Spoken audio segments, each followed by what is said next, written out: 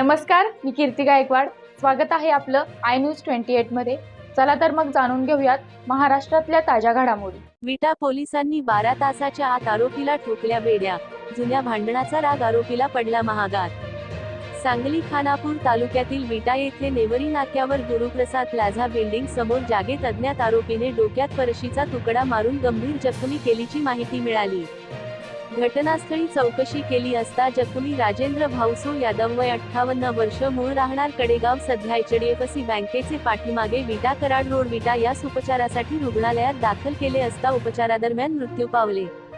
विटा पोलिसांनी खबऱ्याकडून व तांत्रिक मदतीने आरोपी सागर अशोक वाघमारे वय 30 वर्ष, मूळ राहणार कलेडोन, तालुका खटाव, जिल्हा सातारा, सध्या राहणार शाहूनगर विटा यास 12 तासाच्या आत वेड्या ठोकल्या.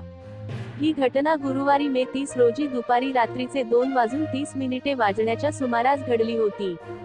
आरोपी सागर वाघमारे याच्यावर विटा पोलीस स्टेशनला गुन्हा रजिस्टर नंबर 234/2024 भारतीय दंड विधान कलम 302 प्रमाणे गुन्हा नोंद झाला आहे.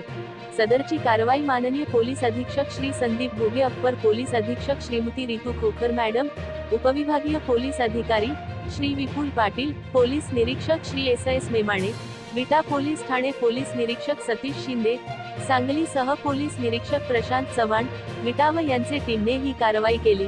त्यामुळे विटा पोलिसांचे नागरिकांतून कौतुक होत आहे. इंडिया न्यूज 28 सांगली व सातारा जिल्हा प्रमुख प्रतिनिधी अवधूत पाटीलची रिपोर्ट.